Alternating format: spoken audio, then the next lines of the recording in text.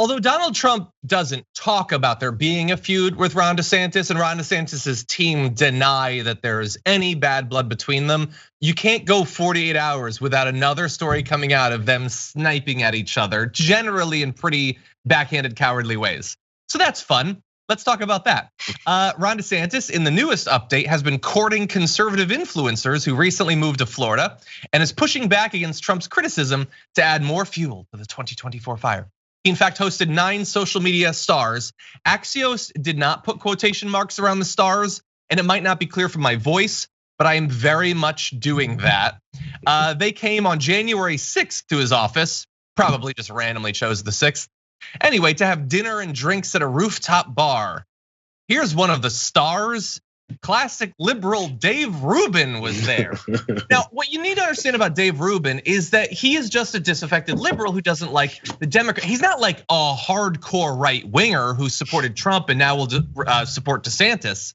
It's not that. It's not that like literally every single right winger with money, all of politics for him is about weaponizing hatred and fear and suspicion to maintain their economic position. It's not that. He's just a free-thinking liberal. That's all it is. Anyway, there were others, but they were even more irrelevant than him. But why is he bringing these people together? Well, he's going to need them if he is planning to go up against Donald Trump. There's not much good reason beside that. So anyway, look, we might have a contested primary, JR. What do you think? Hey, but by the way, that's the way it should be.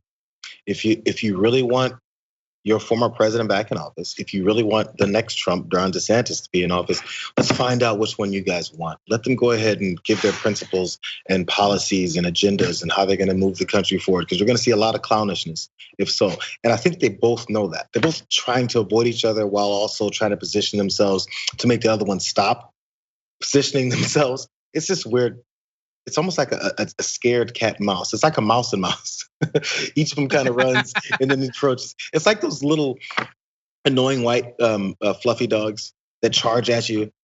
And then when you take a step and they run back away, and then they charge at you again. It's the same thing, just push forward and back up. Anyways, the whole thing here is, it looks like forming into corners. And you mentioned Dave Rubin. I know before he mentioned that he said that Donald Trump needs to move on and let some other things happen. This was like a couple months ago, and I was like, this is different. And it was a thoughtful process, a thoughtful statement he was having. And I was like, no, this is a plan. Somebody's like, hey, we need to move on and we need to make this an actionable shift. It's why he shows up at these things too. He's got to find out where the momentum is and where the energy is, and he wants to be part of it. Yeah. By the way, there's a little white dog like that I walk my dogs past, and it just barks. And then my dog just walked up, not mean, just to meet him, and he got quiet and friendly. 100%. Just a show. I mean, well, friendly, at least I'll take that. Yeah, the thing is, I don't think Trump will be like that. So DeSantis wants to be president. He is ambitious. He's gonna get some influencers and a lot of Wall Street money behind him. But at the end of the day, he will have to fight back against the insane attacks from Trump. Is any Republican actually able to do that? I don't know, and I don't know why it would be DeSantis.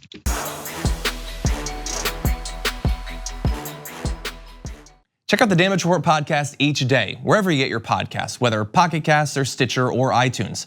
You can join me as I give you the news and stories you want, with a range of co-hosts and interview guests jumping in on the fun each day. Again, that's the Damage Report, wherever you get your podcasts. And if you get them at iTunes, don't forget to rate and review. Sometimes I'll read them live on the show.